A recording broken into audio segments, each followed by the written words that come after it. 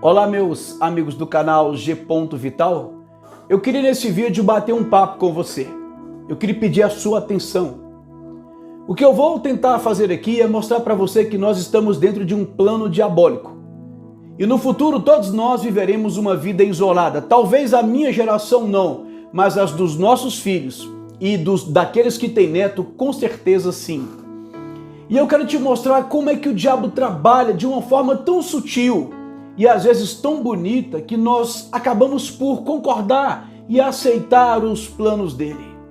Olha como é que nós estamos sendo condicionados a viver uma vida de total isolamento e como é que eles conseguem fazer com que a gente se isole. Observe uma coisa, sempre que o diabo agiu para destruir um plano, um projeto, uma pessoa, uma família, o diabo primeiro nunca ele apresenta aquilo que de fato ele quer. O diabo ele sempre vem com uma proposta tão boa, tão agradável, tão assim atraente que a gente acaba por aceitar e às vezes nem percebe e quase nunca percebe que é dele. Observe que quando ele quis destruir o rei Davi, ele colocou no coração de Davi para que Davi contasse quantos soldados ele tinha no seu exército. E eu pergunto, qual o problema de um rei contar, saber o número dos seus homens para uma guerra? Nenhum. Mas a ideia do diabo era fazer com que Davi deixasse de confiar em Deus, para confiar no seu exército. O diabo também chegou para Adão e Eva no paraíso, segundo a Bíblia relata, e disse: coma desse fruto. E aí eu pergunto, qual o problema de comer um fruto que foi Deus que fez? Não há nenhum problema, a árvore do conhecimento. O problema é que Deus havia dito não coma. Havia uma ordem de Deus e pronto, era o suficiente para o casal obedecer. Mas o diabo ele sempre faz de forma que nos tenta e parece que a proposta realmente é muito boa. O mais incrível é ele chegar para Jesus Cristo num tempo de fome e dizer: se tu és filho de Deus, transforma essas pedras em pães e coma. Gente, que oportunidade boa para Jesus de provar que ele era o filho de Deus. E qual o problema também de transformar pedras em pães? Ora, ele estava com fome. O diabo é sempre muito esperto. Mas na verdade, se Cristo cedesse, ele estaria cedendo às tentações e às provocações de Satanás. E você acha que isso mudou? Não, o diabo não mudou suas estratégias, ele apenas aprimorou e atualizou. E eu quero te mostrar algumas coisas que têm acontecido na sociedade e que está nos levando, a aceitar todas as propostas do diabo e a gente está aceitando por falta de conhecimento. E eu criei esse canal aqui para tentar abrir os olhos daqueles que querem que seus olhos sejam abertos. Observe uma coisa, o diabo está trabalhando para construir um novo mundo, uma nova sociedade. Uma sociedade de homens sem sentimentos, sem valores cristãos, sem valores morais, enfim, uma sociedade sem Deus. Uma sociedade de homens isolados na sua existência. Será um isolamento não somente físico, mas um isolamento existencial. E eu vou te mostrar como isso está acontecendo. Eu vou começar dando um exemplo de uma coisa básica, mas que você vai entender como isso está dentro de um projeto muito maior, mas a gente não consegue fazer a ligação das coisas porque a gente nunca estudou esse tema. Por exemplo, a gente hoje vive num mundo de violência, não é isso? Quem é que tem coragem de sair às ruas hoje com um aparelho celular? À noite, principalmente, ou em locais mais afastados? Ninguém. Nós temos medo da violência. Mas aí existe uma cultura que foi criada, que é a cultura do não reaja. Não reaja. Deixem assaltar, deixem levar. E você vai me perguntar: Gleidson, então você está dizendo que a gente tem que reagir? Não, não estou dizendo isso. Eu sou policial. Eu trabalhei 30 anos como policial e sei que realmente reagir não é a melhor saída. Mas o problema não é esse. O problema é que nós saímos de casa com a consciência de que nós não vamos reagir, ainda que ele leve qualquer coisa nossa, que ele entre na nossa casa, o bandido entre, nós não vamos reagir. E o criminoso também sai com a mesma consciência de que você não vai reagir, e aí as coisas começam a dar certo para ele. E aí então precisamos reagir? Não, não estou dizendo isso.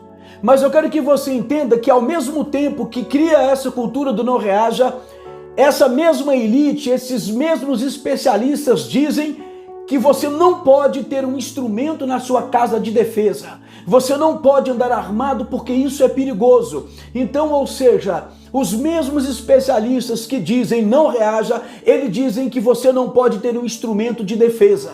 E o criminoso, então, além de saber que você não vai reagir, ele sabe que você não tem como reagir e não tem com o que reagir. E ele se sente mais fortalecido e você mais enfraquecido. Você acha que isso é pouco? Essa mesma elite, esses mesmos especialistas, eles vão criar leis facilitando a vida do criminoso, dizendo que não adianta encarcerar, dizendo que ele precisa de sair, que ele tem sempre uma progressão de regime, que ele tem sempre um benefício, sempre alguma coisa que facilita a vida do criminoso. E eu não estou dizendo que o criminoso não tem que ser tratado, ele tem que ser tratado. Mas eu quero que você entenda que existe toda uma conjuntura para facilitar a vida do crime, a vida do criminoso. Traficantes vão para as ruas, latrocidas vão para as ruas, estupradores estão soltos, pessoas que cometem crimes bárbaros não ficam presas. E ao mesmo tempo, a única coisa que você tem que fazer é não reagir. Todas as facilidades para o crime e todas as dificuldades para você. Qual a única solução que resta para você? Se isolar. As nossas residências, as nossas casas que antes eram muros baixos, nós tínhamos contato com os vizinhos, nós mantínhamos portas abertas, janelas abertas, nós tínhamos liberdade de dormir com janelas abertas. Hoje isso se acabou. O nosso direito de ser livre, de dormir com uma janela aberta, acabou. E nós temos que colocar grades em nossas janelas, em nossas portas. Nós temos que gastar com alarmes, com seguranças, com trancas, com tudo, né? Gradear as nossas casas e assim nós vamos nos isolando socialmente. A sociedade vai se isolando, por quê? Porque a conjuntura, a cultura da violência, ela faz com que o cidadão de bem se isole. A gente vai se tornando uma ilha e não percebe. Nós nos limitamos a comprar alguma coisa um pouco mais cara, um pouco melhor. Não podemos comprar e se comprarmos não podemos utilizar com liberdade. Por quê? Porque existe o medo da violência, de forma que toda a nossa liberdade está sendo o quê? Ela está sendo tolhida, ela está sendo limitada e a gente vai se isolando em nosso mundo. Se a gente tiver um aparelho celular, a gente tem que escolher um lugar, se isolar para poder usar com liberdade. Eu fico observando, né, que hoje a gente orienta os nossos filhos a não falar com estranhos. Não converse com estranhos, não converse com estranhos. A gente fala para as crianças por quê? Porque o ser humano se tornou uma ameaça, porque o crime está reinando e então os nossos filhos precisam aprender a se isolar. Falar somente com os conhecidos, porque o ser humano, ele se tornou uma ameaça. E aí a criança vai crescendo com a ideia de que ela tem que se isolar de uma grande maioria e ficar reclusa a uma grande minoria de pessoas. Isso é isolamento social. Uma outra forma de isolamento é o isolamento de grupo, onde os homens hoje têm medo de sair às ruas e, por exemplo, galantear uma mulher. Um jovem tem medo de galantear uma menina. Aquilo que no meu tempo era liberdade, de você se aproximar de uma jovem, de você ir para uma festa, dançar com uma menina, falar palavras para elas, galantear, namorar, aqueles sonhos, aquela coisa se acabou. Porque hoje existe uma cultura que está sendo chamada de cultura do estupro, onde nós temos medo de falar com uma mulher, um jovem tem medo de se aproximar de uma jovem. Nós não podemos sequer brincar com uma mulher, fazer um galanteio, porque isso pode ser confundido com assédio sexual.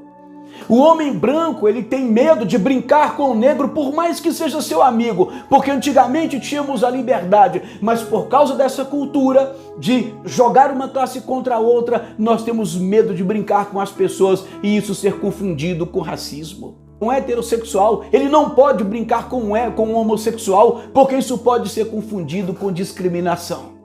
E as pessoas então elas vão se isolando. Você hoje não brinca, na verdade, com mais ninguém.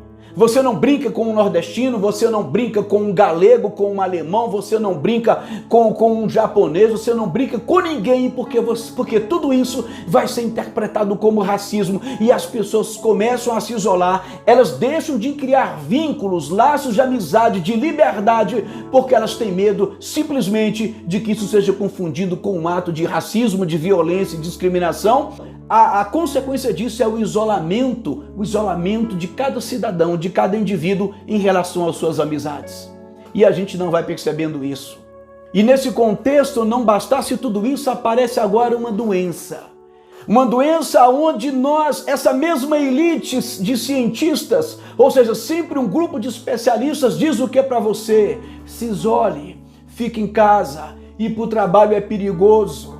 Abraçar as pessoas é perigoso, pegar na mão das pessoas é perigoso, sentar do lado é perigoso, se isole, porque o ser humano, em todos os aspectos, ele está se tornando uma ameaça para o outro. E a gente não percebe que nós estamos sendo condicionados a ter medo do ser humano. Estamos sendo condicionados a viver isoladamente, sem condições, sabe, de sequer sentar do lado de alguém, porque alguém senta do lado de você hoje representa uma ameaça. Tossir hoje do lado de alguém dá medo. Nós estamos perdendo a liberdade de viver do lado de outro. Eu me recordo que fui ao enterro de um parente e aquele parente meu tinha perdido sua esposa. Como ele era de idade, a própria família orientou os parentes a não abraçar ele porque ele era uma pessoa de idade. E graças a Deus ele está vivo até hoje. Eu disse, olha, eu vou respeitar para não ser aqui do contra, mas está errado. Está errado porque não há necessidade de nada disso que está acontecendo. Porque tudo que está acontecendo é que vocês estão impedindo uma pessoa que está passando por uma perda muito grande. Ele perdeu a esposa. E não bastasse perder a esposa, ele está sendo impedido de ser abraçado, de receber um gesto de carinho e de afeto. E é isso que nós estamos vivendo. Uma sociedade de pessoas ilhadas, de pessoas isoladas. E o sentimento está morrendo. O afeto está morrendo. O prazer de estar com o outro está morrendo. E tudo isso está jogando o ser humano para o home office. Ou seja, o trabalho em casa. O ofício feito em casa. E é isso que nós estamos sendo levados a fazer. Produzir em casa. Ser útil em casa. E nós já ouvimos o Fórum Econômico Mundial dizer que muitas indústrias e negócios terão que deixar de existir. Porque vai funcionar publicamente, aquilo que vai existir no mundo é somente aquilo que essa mesma elite achar que é essencial. Por isso nós estamos sendo treinados a ganhar dinheiro de uma forma muito individual, sempre isolados. Mas aí você me pergunta, e os encontros de família, e os encontros religiosos, sagrados, patrióticos, como vão ficar no mundo isolado? Eu digo a você, não se preocupe, porque isso já está se acabando. As pessoas estão com medo de se encontrar, elas estão com medo de confraternizar. Hoje é a própria sociedade que está impondo condições para que elas possam se encontrar com outros, para que a gente possa festejar juntos. Agora existem regras e essas regras vão aumentar, de forma que o medo está sendo maior do que o desejo de estar juntos, e isso é um condicionamento que nós estamos passando por ele e a tendência é piorar. Mas também, para falar a verdade, eu pergunto a você, existe hoje ainda sentimento patriótico?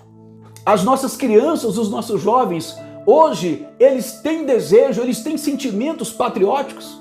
Eles desejam estar em solenidades, sabe, que celebrem a pátria, que celebrem as suas forças militares, que celebrem aquilo que é sagrado, aquilo que é religioso? Existe ainda esse sentimento? Não. Os nossos jovens, eles estão crescendo e sendo ensinados a cada dia mais a valorizar somente o momento, aquilo que é sensual. Os artistas que hoje fazem a cabeça dos jovens, os artistas que hoje eles inspiram os jovens e as crianças, são artistas que visam somente aquilo que é sensual, aquilo que parte, sabe, para uma sexualidade. É aquilo que realmente está na moda. Não existem mais valores patrióticos, valores aos sagrados, valores à fé cristã, valores à igreja. Não, isso não existe mais.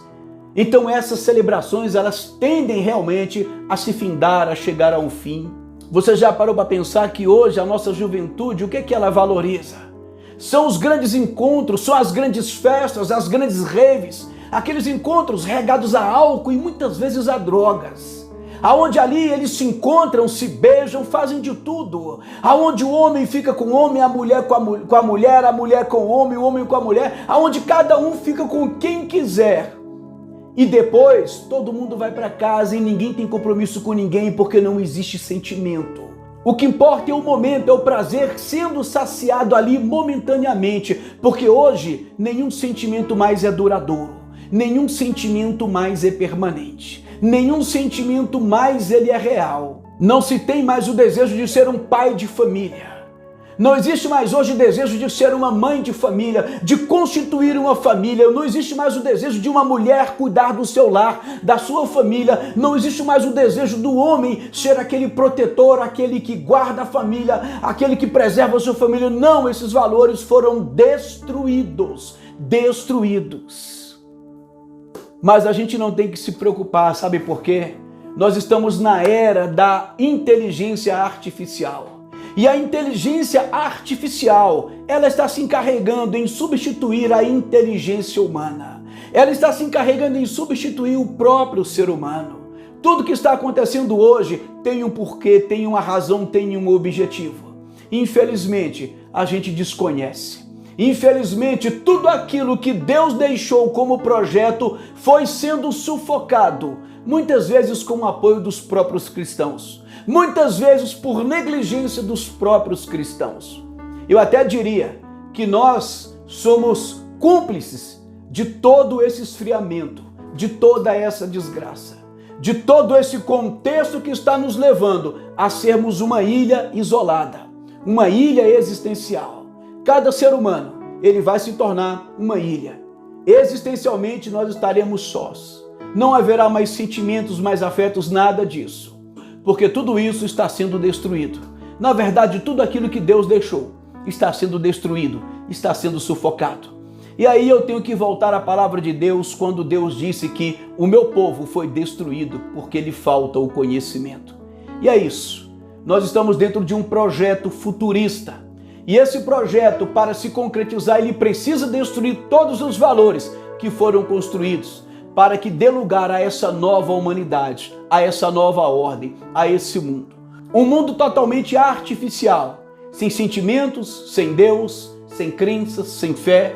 Um mundo que olhe somente para o agora, para o hoje, para o momento, para a realização do prazer momentâneo, nada que seja duradouro.